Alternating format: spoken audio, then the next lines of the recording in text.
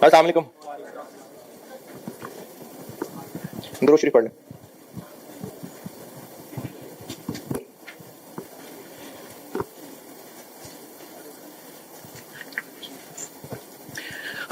कल वाली चीज का एक रिकैप, हम लोग IAS 10 फेज पढ़ रहे हैं कि फाइनेंशियल स्टेटमेंट्स बनाने के लिए 3 महीने का टाइम मिला है और उस 3 महीने के दौरान हो रहे हैं कुछ इवेंट्स। उन इवेंट्स के नतीजे में हमें ये रियलाइज हो कि फाइनेंशियल स्टेटमेंट्स में चेंजेस कर लेनी चाहिए, तो ये एडजस्टिंग इवेंट्स हैं, और अगर नहीं करनी चाहिए तो नॉन एडजस्टिंग इवेंट है। एक मैंने लिखवाई थी डेफिनेशन, वो इवेंट्स जिनकी वजह कंडीशंस ईयर एंड पे एग्जिस्ट कर रही थी और फाइनली इवेंट हो जाना ये साबित कर रहा है कि हाँ वाकई वजह एग्जिस्ट कर रही थी, तो ये एडजस्टिंग इवेंट है। और अगर इवेंट की वजह बाद में अराइज हुई तो नॉन एडजस्टिंग इवेंट है। और एडजस्टिंग इवेंट का करना क्या है, इससे पहले मैं आपको एग्जांपल दिखा रहा था, 4 पॉइंट्स बता दिए थे।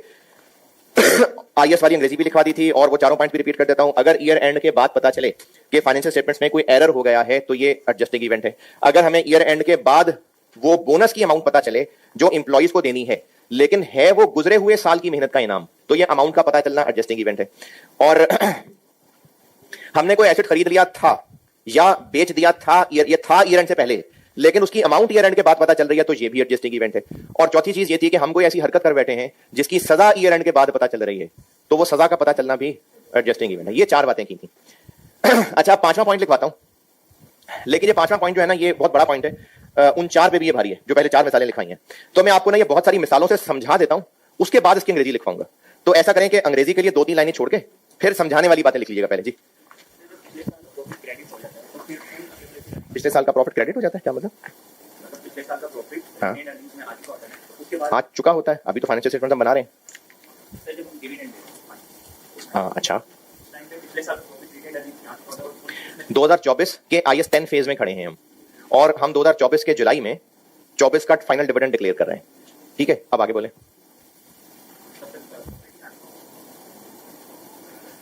देखें, वैसे तो ये डिविडेंड वो जो फाइनल मीटिंग होती है ना, उसी में डिक्लेयर हो रहा होता है, वो जिसको AGM भी कहते हैं। तो तब तक तो फाइनेंशियल स्टेटमेंट बन चुकी हुई हैं, तो उसके बाद ही वो तो हम सोसी के सवालों में कहते थे ना कि सबसे पहला काम ये होता है, वरना असल में तो डिविडेंड डिक्लेयर होगा जाके AGM वगैरह में, तो अकाउंट फाइनल हो गए होंगे, तभी उन फाइनल अकाउंट्स को देख के तो वो खुशी का इजहार करेंगे कितना डिविडेंड बांट रहे हैं। तो ये IAS 10 में चीजें फाइनल होने के बाद ही डिविडेंड डिक्लेयर हो रहा होगा IAS 10 फेज में। अच्छा, ये रिकॉर्डिंग वालों के लिए जो सवाल ऐसा होगा ना किसी स्टूडेंट का जो मुझे लगेगा कि सवाल दोहराना बहुत जरूरी है, वो मैं दोहराऊंगा सवाल। अदरवाइज मेरी डिस्कशन जो मैं किसी को जवाब दे रहा हूं वो डिस्कशन सुन ले, बस काम की डिस्कशन है। हाँ जी, उसमें किसमें पिछला जुमला दोबारा बोले?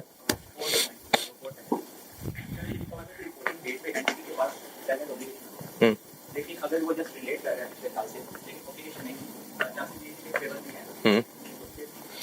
ये जो प्रेजेंट ऑब्लिगेशन का वर्ड लिखा था ना, इस पे IAS 37 में करेंगे बात, यानी ये बात IAS 37 में आ जाएगी। जो सवाल आपने पूछा है ना कि प्रेजेंट ऑब्लिगेशन अगर ईयर एंड पे नहीं थी, उस वक्त सब ठीक लग रहा था, बाद में ऐसा हो गया, ये चीजें IAS 37 में होनी है डिस्कस। और कल वाले लेक्चर से किसी का सवाल? अच्छा, आज कौन लोग हैं जो आज आए हैं? पहले तो 2 दिन 3 दिन नहीं थे, 1 2 आप थे कल? थे तो सही ना, अब थे, मौजूद तो थे ना। अच्छा, इधर, अच्छा चलो वेलकम। अच्छा, पांचवें पॉइंट की ना ऑफिशियल अंग्रेजी भी लिखवाऊंगा, तो ऑफिशियल अंग्रेजी आ जाएगी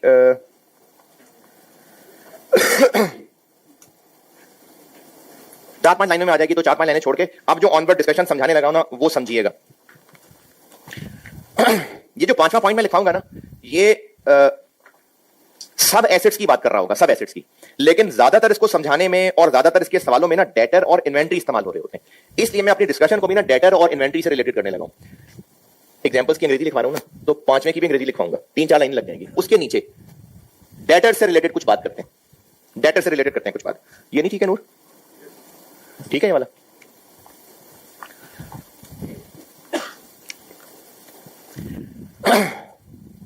एक मिसाल, ईयर एंड पे डेटर्स हमारी बुक्स में 50,000 के आ रहे थे, और ये IAS 10 फेज है। अगस्त के अंदर ये डेटर हो गया बैंकरप्ट। बैंकरप्ट क्या होता है? ये दिवालिया हो जाता है, इंसॉल्वेंट हो जाता है, ये डिक्लेयर हो जाता है कि बस अब ये फारे के पैसे नहीं दे सकता, तो बैंकरप्ट हो गया। डेटर बैंकरप्ट हो गया और बिल्कुल ही नहीं पैसे दे सकता, तो डेटर का बैंकरप्ट हो जाना एक इवेंट है। ये अगस्त लिखा हुआ मैंने, डेटर का बैंकरप्ट हो जाना एक इवेंट है। ये इवेंट एडजस्टिंग है या नहीं जानना पड़ेगा कि इसकी वजह ईयर एंड पे मौजूद थी या बाद में अराइज हुई? अच्छा, डेटर की बैंक्रप्सी की वजह क्या होगी? ठीक है, और फाइनेंशियल कंडीशन खराब है उसकी, यही वजह है। वजह यही है कि फाइनेंशियल कंडीशन खराब है। तो फाइनेंशियल कंडीशन खराब होना, फाइनेंशियल कंडीशन, ये बैंक्रप्सी की रीजन है। अगर वो फाइनेंशियल कंडीशन ईयर एंड पे खराब थी, बेशक दम तोड़ा बाद में, लेकिन फाइनेंशियल कंडीशन ईयर एंड पे ही खराब थी, तो अब वो बैंक्रप्ट होना एडजस्टिंग इवेंट है। और अगर फाइनेंशियल कंडीशन ईयर एंड तक ठीक थी, उसके बाद खराब हुई, तो बैंक्रप्ट होना नॉन एडजस्टिंग इवेंट है। तो डेटर का बैंक्रप्ट होना ईयर एंड के बाद एडजस्टिंग इवेंट है कि नॉन एडजस्टिंग इवेंट है, यह देखना पड़ेगा कि फाइनेंशियल कंडीशन कब खराब हुई। अगर वो कंडीशन की खराबी ईयर एंड पे मौजूद थी तो एडजस्टिंग है, अगर ईयर एंड के बाद राइज हुई तो नॉन एडजस्टिंग है। यहां तक बात समझ आई? अब इसमें 3 सिनेरियो बोलता हूं। पहला सिनेरियो, ईयर एंड तक सब अच्छा था, सब हंसी खुशी रह रहे थे।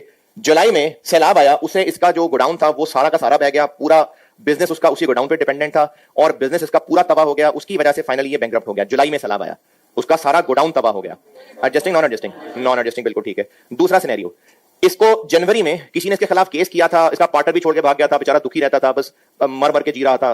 वाह, मर मर के जी, जिंदा था लेकिन जी नहीं पा रहा था। तो ये ये सब जनवरी में हुआ और आखिरकार वो अगस्त में दम तोड़ गया, बैंकरप्ट हो गया। एडजस्टिंग है। तीसरा सिनेरियो, कोई वजह समझ नहीं आ रही, मतलब जुलाई अगस्त में कुछ ऐसा समझ नहीं आ रहा कि ये क्यों बैंकरप्ट हुआ। क्यों?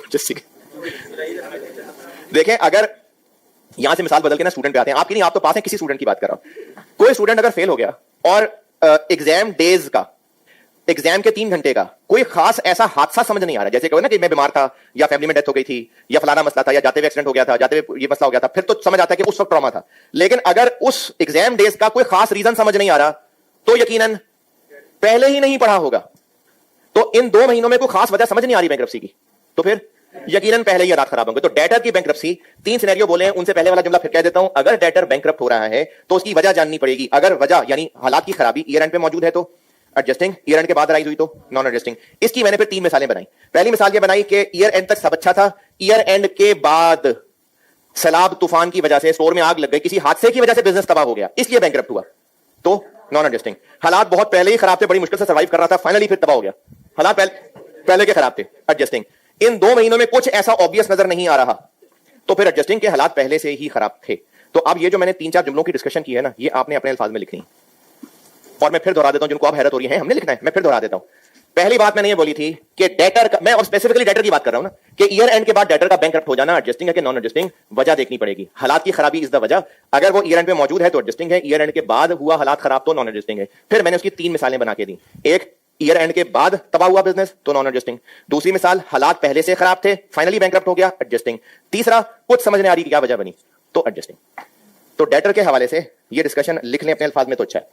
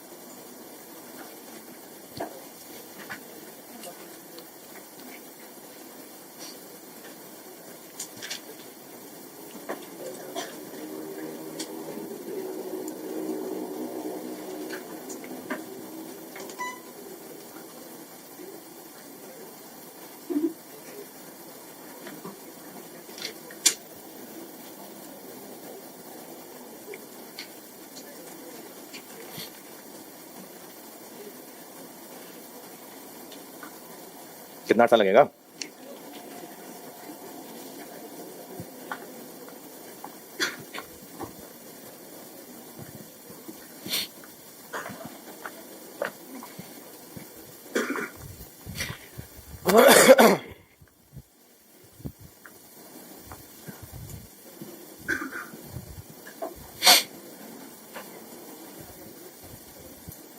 अच्छा, चूंकि शायद मैंने पहली दफा कोई बात की है इन 3 दिनों में कि ये अपने अल्फाज में लिखें, इससे पहले शायद मेरा ख्याल मैंने कल परसों नहीं की बात, तो अभी एक नसीहत कर रहा हूं। मेरे लिए क्या मुश्किल है कि मैंने आपको ये जो 3 बातें कही हैं लिखने को, ये मैं लिखवा दूं आपको। क्या मुश्किल है मेरे लिए? कितनी एनर्जी बचा ली मैंने, एनर्जी बचा ली। या मेरे लिए क्या मुश्किल है कि मैं आपको सारा कुछ लिख के, सब बिल्कुल साफ सुथरा लिखे, पूरे कॉमा फुल स्टॉप लगा के वो आपको नोट्स दे दूं? क्या मुश्किल है मेरे लिए? जब आप लोग अभी कैफ में हैं, आप लोग इरादतन तो सारे ही पास तो होना चाहते हैं। इरादा तो फिलहाल सबका यही है कैफ पास करेंगे, आर्टिकल्स में जाएंगे, और आर्टिकल्स चाहिए सबको टॉप 2-3 फर्म में, सबको चाहिए टॉप 2-3 फर्म में रखने होते हैं उन्होंने 20-25-30 लोग।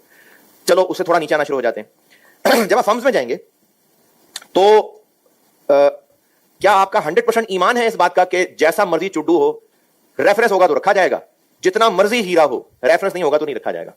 100% इस बात पे ईमान है। चलें, अच्छी बात है।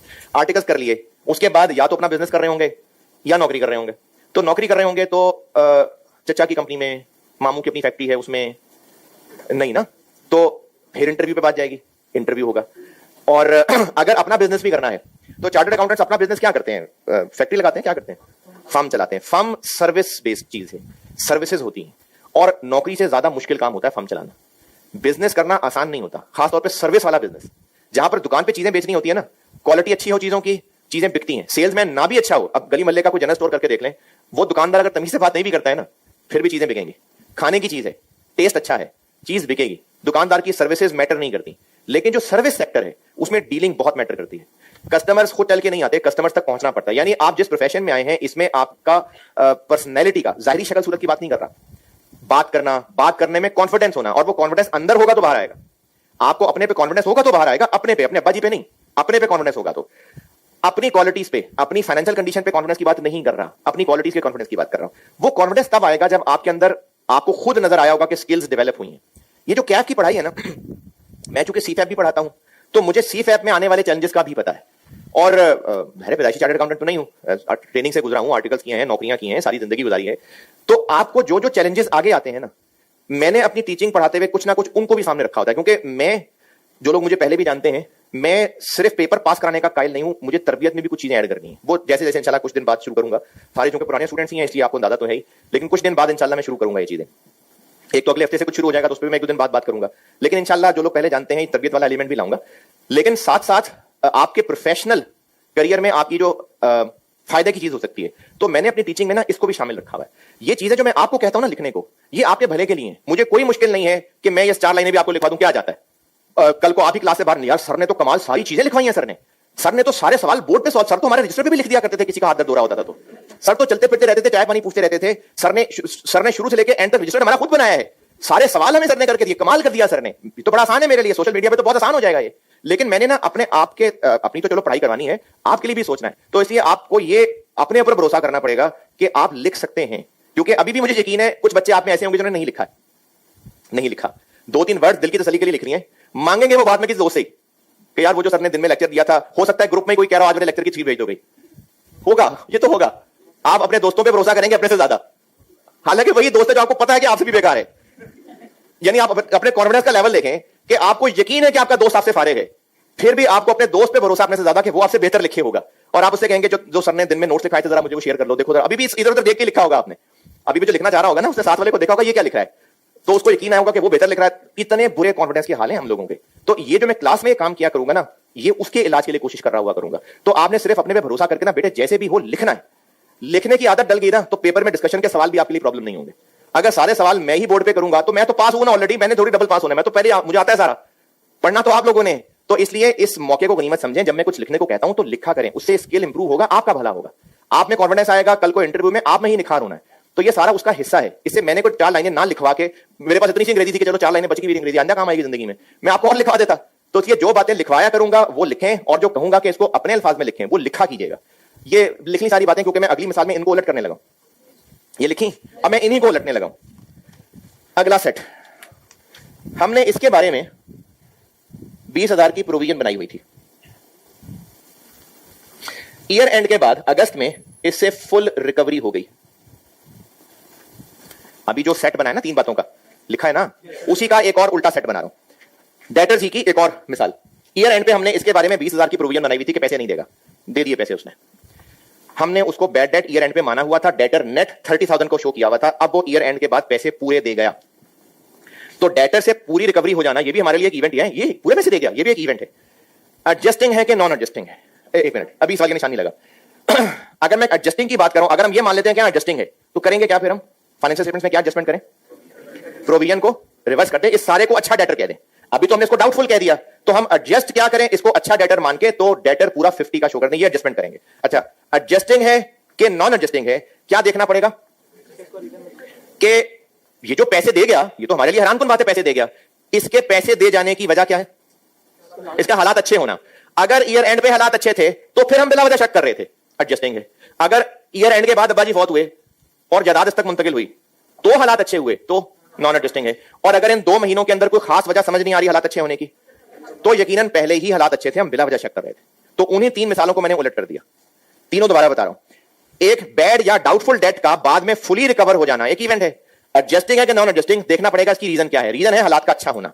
अगर हालात का अच्छा होना ईयर एंड पे मौजूद था, एडजस्टिंग है। ईयर एंड के बाद हालात अच्छे हुए, नॉन एडजस्टिंग है। तो 3 मिसालें, इसके हालात ईयर एंड तक खराब ही थे, ईयर एंड के बाद इसकी कहीं से इमदाद हुई है, इसकी मदद हुई है, तो जाके इसने डेट सेटल किए हैं, नॉन एडजस्टिंग। नंबर 2, इसका बिजनेस पहले ही अच्छा था, हम शक कर रहे थे, रिकवरी होने से साबित हो गया कि हम बिला वजह शक कर रहे थे, एडजस्टिंग है। इन 2 महीनों में कोई खास वजह समझ नहीं आ रही कि इसके पास पैसे अचानक कहां से आए, तो एडजस्टिंग है। तो ये उसी तरह का सेट फिर अपने अल्फाज में लिख लें। अब बस सिचुएशन बदल दी मैंने।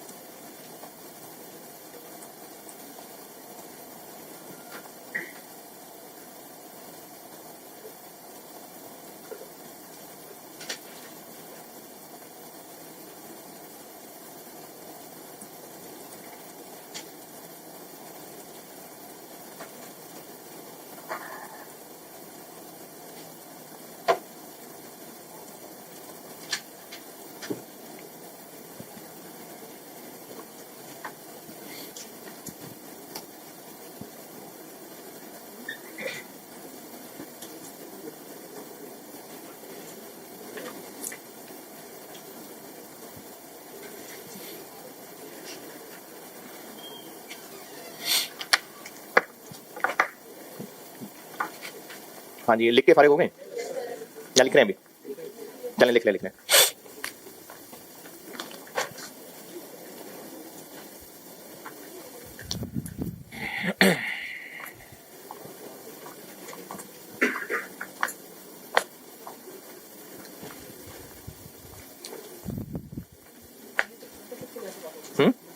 नहीं, समझाने में मैं डेटर इन्वेंटरी बता रहा हूं, ये बात उस पे पीपी पे भी लग जाएगी, IS36 पॉइंट ऑफ व्यू से उस पे भी लग जाएगी। मैं भी इन्वेंटरी की बात पूरी कर लूं ना, तो फिर आपको इस 5 पॉइंट की अंग्रेजी लिखवाता हूं।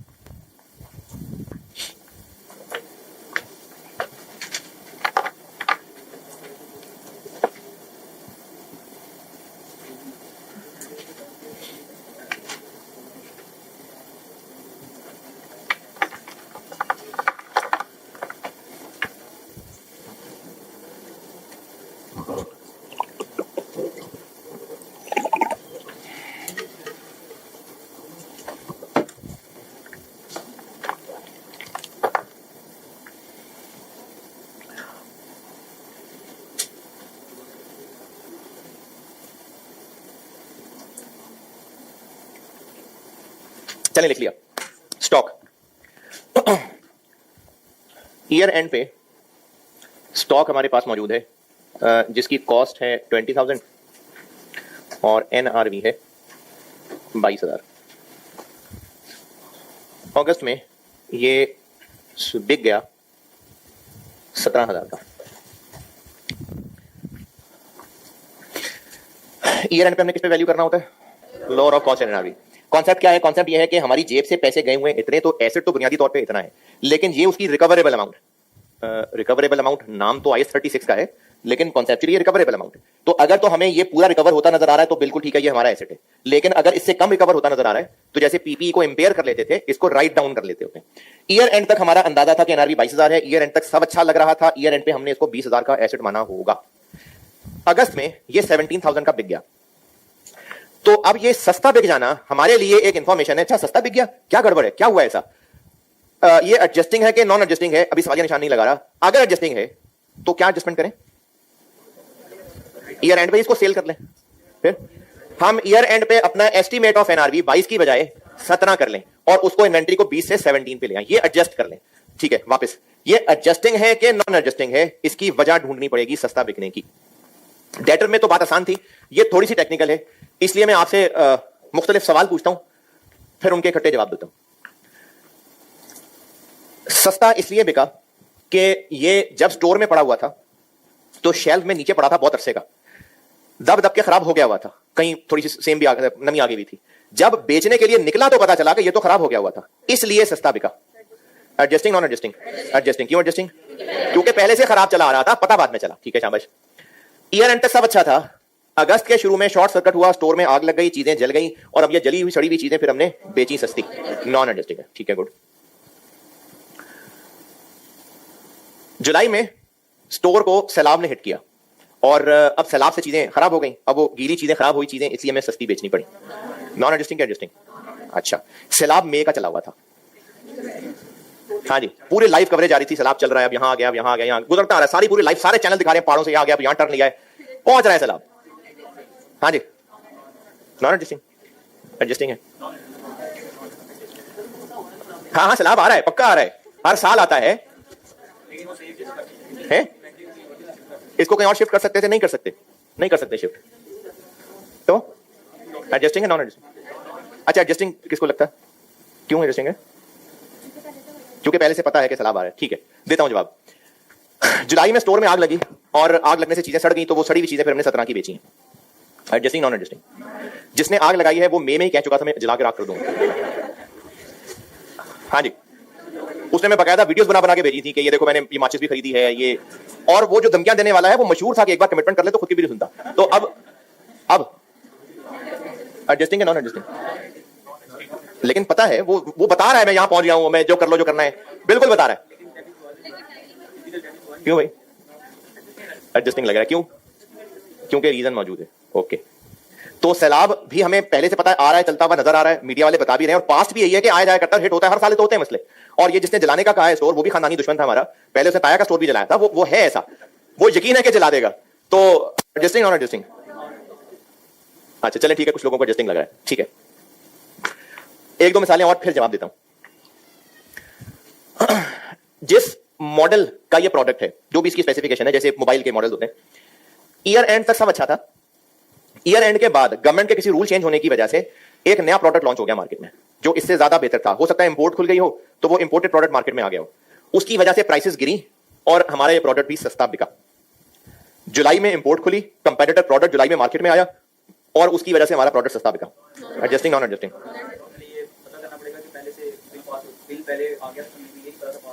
नहीं हुआ था, जुलाई में हुआ अचानक बॉर्डर खुले और अचानक चीज आ गई। चलो, नॉन एडजस्टिंग है। अच्छा, एक नया प्रोडक्ट लॉन्च होना था, उसकी एडवर्टाइजमेंट शुरू हो चुकी हुई थी, तो सब चैनल्स पे बड़ा पैसा उन्होंने खर्च किया था, बहुत खुल के एडवर्टाइजमेंट हो रही थी, लोग माइंड बना चुके हुए थे नया प्रोडक्ट बेहतर होगा, जैसे ही आएगा हम इसी को खरीदेंगे। पिछले 5-6 महीने से फुल एडवर्टाइजमेंट चल रही थी कि नया प्रोडक्ट आ रहा है, और वो फाइनली आ गया और हमारा प्रोडक्ट सस्ता बिक गया। एडजस्टिंग है, नॉन एडजस्टिंग? हाँ जी, एडजस्टिंग है। अच्छा, अब वो लोग बोलिएगा जो सैलाब आने को नॉन एडजस्टिंग कह रहे थे और ये उनको एडजस्टिंग लग रहा है।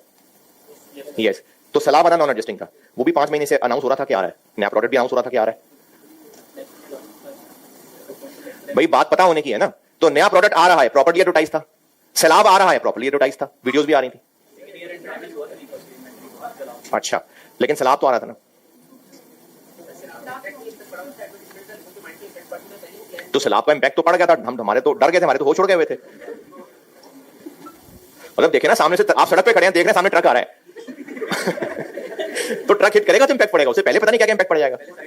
नहीं हो पा रहे साइड पे, पटरी से गुजर रहे थे, पांव फंस गया पटरी के अंदर, उस वक्त की फीलिंग, और जब सामने ट्रेन आ रही है उस वक्त की फीलिंग, तो इंपैक्ट ट्रेन हिट करना ही पड़ेगा नहीं तो पहले पड़ जाएगा। अच्छा चलिए जवाब देता हूं। इन्वेंट्री के सस्ता बिकने की ना 2 रीजन को डिफरेंशिएट करना है पहले तो।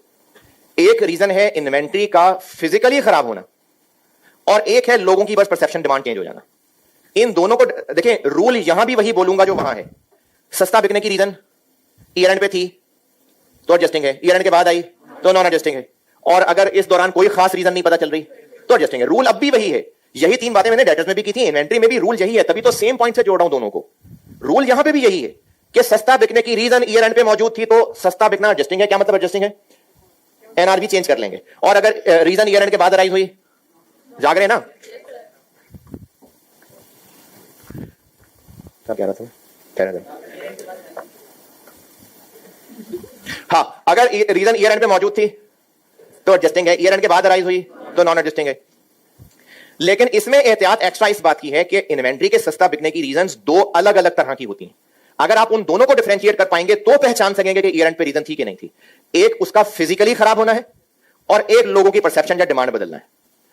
ये दोनों जब डिफरेंशिएट कर लेंगे तो पता चल जाएगा कि ईयर एंड के बाद चेंज हुई कि नहीं। सैलाब वाली बात से रिलेट करता हूं।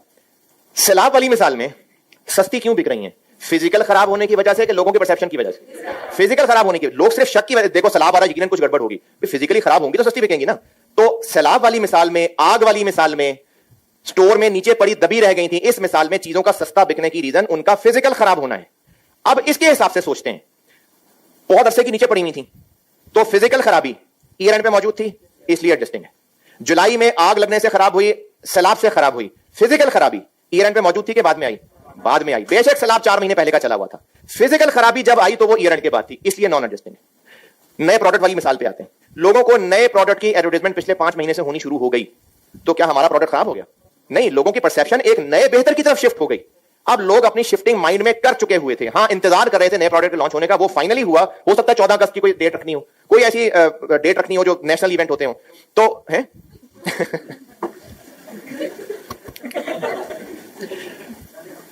तो वो ऑफिशियली लॉन्च बाद में हुआ, लेकिन लोगों का माइंड पहले बदल चुका हुआ था। अब नया बेहतर प्रोडक्ट आने से हमारा प्रोडक्ट खराब हो रहा है क्या? फिजिकली खराब है? नहीं, ये लोगों की परसेप्शन बदल रही है। तो अब लोगों को अनाउंस हो जाना इज द रीजन। सैलाब का अनाउंस हो जाना is not the reason. Physically hit होगा, फिजिकल खराब होगी तो रीजन बनेगा, लेकिन नए बेहतर प्रोडक्ट का लॉन्च होना इज नॉट द रीजन। उसके लॉन्च होने की अनाउंसमेंट पब्लिक हो जाना इज द रीजन। अच्छा, अगर नया प्रोडक्ट बिल्कुल राज रखा हुआ था, पब्लिक की ही नहीं थी चीज, बिल्कुल एन 14 अगस्त का इंतजार कर रहे थे कि 14 अगस्त पे लॉन्च करेंगे, उससे पहले लोगों को कुछ खबर नहीं थी, बन तो रहा था, रातों रात थोड़ी बन गया होगा, लेकिन लोगों को कम्युनिकेटेड नहीं था, फिर नॉन एडजस्टिंग। तो इन्वेंट्री का ईयर एंड के बाद सस्ता बिकना इज एन इवेंट, और उस पर यह जानना पड़ेगा कि एडजस्टिंग है कि नॉन एडजस्टिंग है। एडजस्टिंग है यानी हमें ईयर एंड पे इसकी वैल्यूएशन चेंज करनी पड़ेगी। तो एडजस्टिंग है कि नॉन एडजस्टिंग है, रूल वही है। ईयर एंड पे वजह मौजूद थी तो एडजस्टिंग है, वजह ईयर एंड के बाद राइज हुई तो नॉन एडजस्टिंग है। और अगर इस दौरान मतलब IS 10 फेज में कोई ऑब्वियस वजह नजर नहीं आ रही तो यकीनन पहले ही वजह मौजूद होगी, एडजस्टिंग है। अब इसमें डेटा से फर्क सिर्फ यह जानना इंपॉर्टेंट है कि इन्वेंट्री के सस्ता बिकने की रीजन फर्क करनी पड़ेगी, या तो वो फिजिकल डैमेज हुआ होगा या लोगों की परसेप्शन बदली होगी। ये फर्क पहचानेंगे तो पता चलेंगे कि ईयर एंड पे रीजन थी या बाद में राइज। ये सारी डिस्कशन कहानी समझ आई? बस अपने आप को समझा दें सारा कुछ, लिख लें अपने लिए बहुत कुछ। सवाल कोई ना पूछे वरना मिक्स हो जाएगा, लिखें अपने लिए।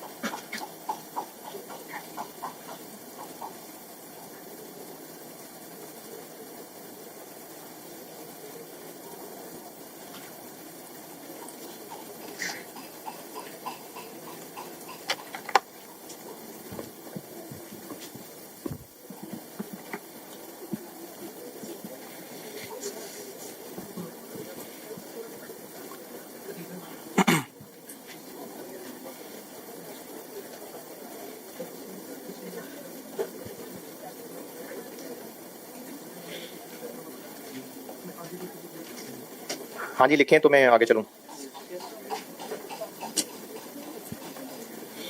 ठीक है लिखा? कुछ पूछना है बेटे तो बताएं, कोई जरा सी भी कंफ्यूजन है किसी बात पे तो बताइए।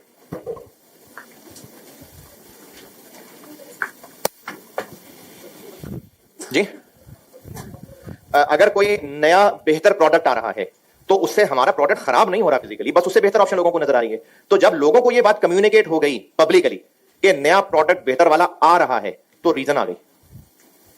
यानी फिजिकल खराब होने में रीजन फिजिकल खराब होना है, लेकिन लोगों की परसेप्शन बदलने में रीजन लोगों को अनाउंस होना है बस।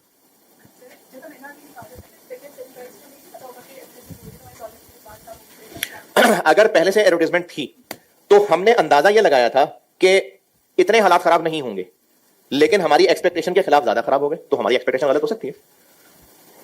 ये भी तो हमारा अंदाज, ये ऐसा नहीं है कि हमने 22,000 ये इग्नोर करके लगाया था कि नया प्रोडक्ट आ रहा है। हमारा ख्याल था कि ज्यादा असर नहीं पड़ेगा, लेकिन पड़ गया ज्यादा असर। चलें अब 5वें पॉइंट की अंग्रेजी बता रहा हूं। अच्छा, ये जो डेटर और स्टॉक से रिलेटेड, मैं बार बार एक बात कह रहा हूं, फिर कह देता हूं, अगर ये किसी ने नहीं लिखी हुई मैं फिर कह देता हूं, इन दोनों से रिलेटेड बात कर रहा हूं। अगर रीजन ईयर एंड पे मौजूद है तो एडजस्टिंग है, ईयर एंड के बाद अराइज हो रही है तो नॉन एडजस्टिंग है, और अगर खामोशी है, कोई ऑब्वियस रीजन पता नहीं चल रही, तो भी बाय डिफॉल्ट एडजस्टिंग है कि यकीनन पहले से हालात खराब थे। चले अब इसकी ऑफिशियल अंग्रेजी बताता हूं, 0.5 की ऑफिशियल अंग्रेजी बता देता हूं।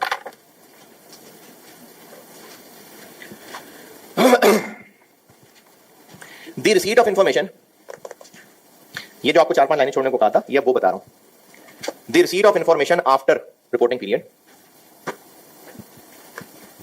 The receipt of information after the reporting period indicating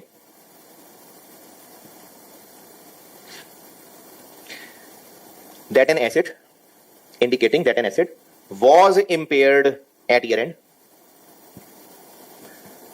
यहां पर impaired का वर्ड सिर्फ IAS 36 वाला नहीं है, ये भी एसेट का इंपेयर होना ही है। यानी अगर इंग्लिश के वर्ड की बात करें तो उसकी वैल्यू गिर जाना, तो ये उस सेंस में इस्तेमाल हो रहा है, that an asset was impaired at year end, और इंग्लिश वाला और that the amount of previously recognized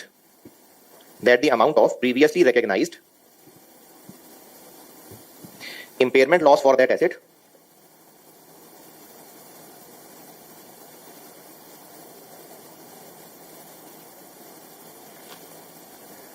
needs to be adjusted।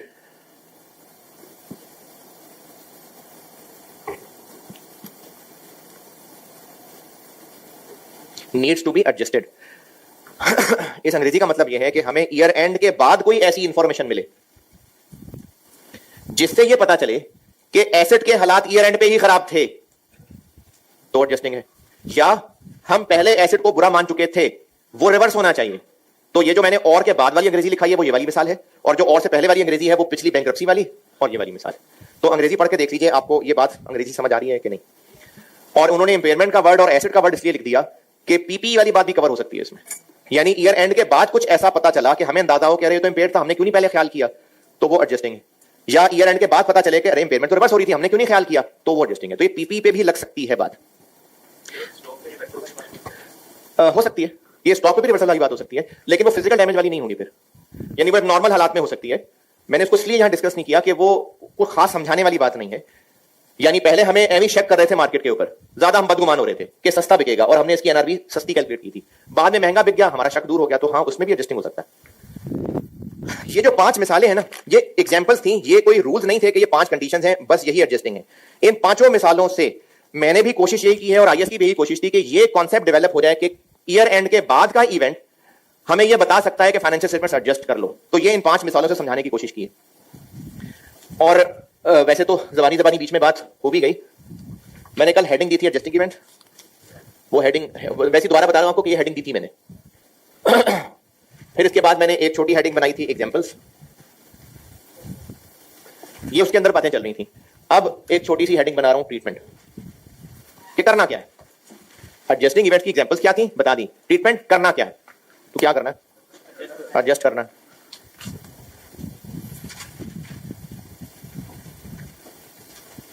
यानी कोई ना कोई रेक्टिफाइंग एंट्री, एडजस्टिंग एंट्री, कुछ ना कुछ करना है। फाइनेंशियल स्टेटमेंट्स एडजस्ट कर देनी है, या तो कोई एरर है तो रेक्टिफाई कर देना है, या कोई एडजस्टमेंट डालनी बनती है तो एडजस्टमेंट डाल देनी। तो ट्रीटमेंट यह है कि financial statements shall be adjusted.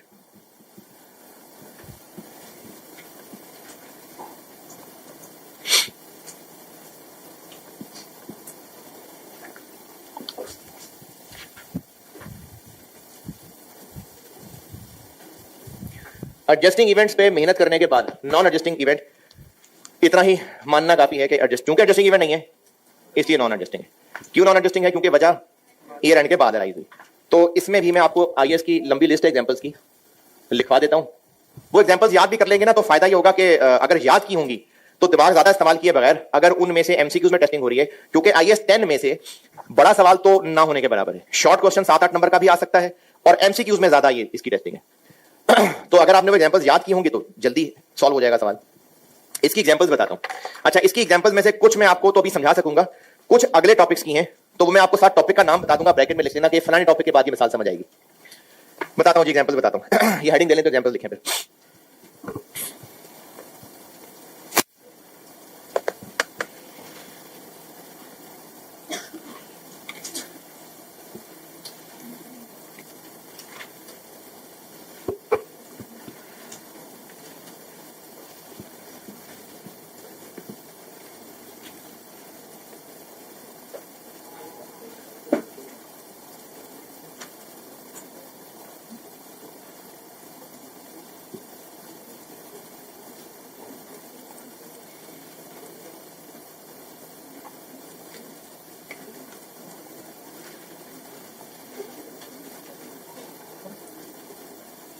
Heading दे दी, चले एग्जाम्पल नंबर 1 लिखें। डिक्लाइन यानी वैल्यू कम होना, decline in fair value of investments after year and, decline in fair value of investments after year and. इसके साथ ब्रैकेट में लिख लें IFRS 9 पढ़ाऊंगा तो समझ आएगा जी, इन्वेस्टमेंट की फेयर वैल्यू। IFRS 9 पढ़ाऊंगा ना एक टॉपिक, तो उसमें ये पढ़ना है हमने कि इन्वेस्टमेंट को फेयर वैल्यू पे हर ईयर एंड पे फेयर वैल्यू पे अपडेट करना होता है। तो वो ईयर एंड की फेयर वैल्यू होती है, ईयर एंड के बाद जो मर्जी होती है, ईयर एंड वाली लेनी होती है फेयर वैल्यू। तो ईयर एंड के बाद बेशक गिरती रहे वैल्यू, नॉन एडजस्टिंग है, ये मकसद इस बात करने का। तो ये IFRS 9 में पढ़ेंगे हम लोग इन्वेस्टमेंट क्या होती है। अच्छा, अगली मिसाल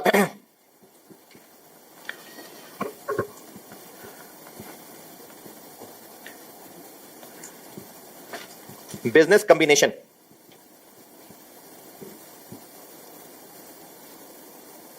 अच्छा, वैसे तो मुझे उम्मीद है कि कोई मसला नहीं है, लेकिन ऐसी दिल की तसल्ली के लिए आपसे पूछ रहा हूं। मैं आपको ये जितनी भी मिसालें लिखवाने लगा हूं, मेरा ख्याल है कुछ 10-12 हैं, क्या मैं इन सब में बार बार लिखाऊं आफ्टर ईयर एंड? पक्की बात है ना? ये सारे इवेंट्स अगर हम इनको एडजस्टिंग या नॉन एडजस्टिंग कह रहे हैं तो ये कब हो रहे हैं? ईयर एंड के बाद ही हो रहे हैं। तो पहले जुमले में मैंने बेशक लिखवा दिया आफ्टर ईयर एंड, लेकिन बार बार नहीं बता रहा। बिजनेस कॉम्बिनेशन, अगली मिसाल है बिजनेस कॉम्बिनेशन। ये आपको कंसोलिडेशन के बाद समझ आएगी बात। एक टॉपिक पढ़ाना है मैंने कंसोलिडेशन, ये उसके बाद समझ आएगा। अगली मिसाल बताई है बिजनेस कॉम्बिनेशन। बिजनेस कॉम्बिनेशन का मतलब होता है एक कंपनी किसी दूसरी कंपनी को खरीद ले, तो हमें ना कंसोलिडेटेड अकाउंट्स बनाने पड़ते हैं।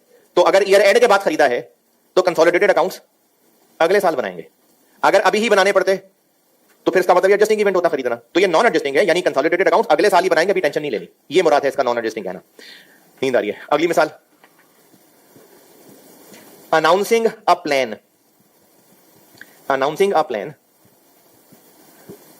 to discontinue an operation, announcing a plan to discontinue an operation। इसके साथ ब्रैकेट में लिख लीजिएगा ये रीस्ट्रक्चरिंग है, IS 37 में समझ आएगी। ये रीस्ट्रक्चरिंग की बात हो रही है, IS 37 में समझ आएगी।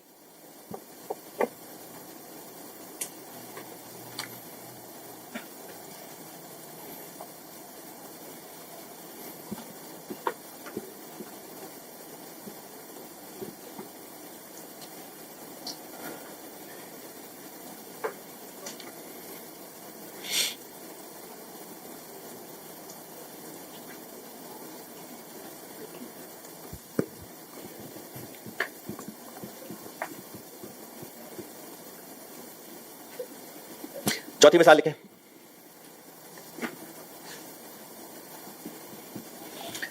अच्छा, अगर हमने कोई प्लांट खरीद लिया जुलाई अगस्त में, तो एक्साइटमेंट हमसे कंट्रोल नहीं हो रही, तो उसको ईयर एंड पे प्लांट डेबिट कर लें। तो ईयर एंड के बाद प्लांट खरीदना नॉन एडजस्टिंग। लिखें अगली मिसाल, major purchases of assets, major purchases of assets, major purchases of assets और disposal of assets, purchases of assets और डिस्पोजल ऑफ एसेट्स। अच्छा, इसका मतलब ये नहीं है कि माइनर परचेजेज हो तो एडजस्ट कर लें, ये मतलब नहीं है इस बात का। देखें, जब आप कॉलेज से घर जा रहे हैं और आप घर जाके कहते हैं बताओ आज एक वाकया हुआ है, तो आप उस वाकये हुए में बताएंगे कि सिग्नल बंद था और सड़क पे 4 गाड़ियां थी और 4 दुकानें खुली, ये वाकया है। मतलब वाकया किसको करेंगे? वाकया हुआ है, कोई बड़ी बात होगी ना, वरना तो ब्रेक भी लगी होगी, पता है मैंने ब्रेक लगाई आज, या मैं क्लास में बैठा हुआ था पेन गिर गया नीचे, ये वाकया हुआ, ये थोड़ी वाकया है। तो कोई बड़ा वाकया होगा तो उसको बताने का दिल करेगा ना। तो इसलिए IS में जो मिसालें दे रहा है वो छोटे मोटे वाक्यों की मिसालें नहीं दे रहा। इसका मतलब ये नहीं कि वो कह रहा है छोटे वाकया हो तो एडजस्टिंग है, चाय का कप गिर के टूट जाए तो एडजस्टिंग है, प्लांट में आग लग जाए तो नॉन एडजस्टिंग, ऐसी बात नहीं है। वो मिसालों में भी बड़े वाक्यों का जिक्र इसलिए कर रहा है कि बड़ा वाकया होगा तो लोगों को लगेगा ना कि इसको एडजस्ट करना है। तो इसलिए मेजर परचेजेस का है, मतलब ये नहीं कि माइनर परचेजेस तो एडजस्ट कर लें, है जी।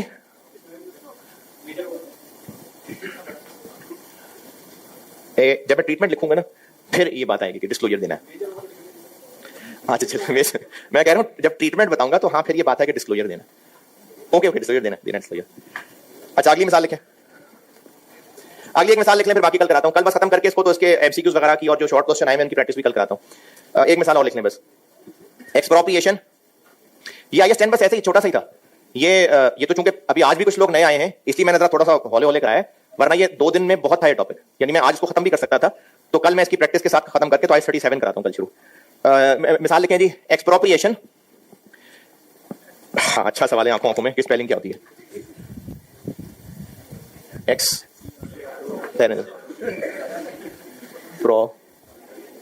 Expropriation. Expropriation of major assets. Expropriation of major assets by government. Expropriation of major assets by government. ये गवर्नमेंट अगर कब्जा कर लेती है एसेट्स पे ईयर एंड के बाद तो ये नॉन एडजस्टिंग। चलिए इसकी मिसालें कुछ और भी बाकी हैं, वो इंशाल्लाह कल करा के तो कल इसको आगे इसको खत्म करते हैं। ठीक है, अल्लाह हाफिज।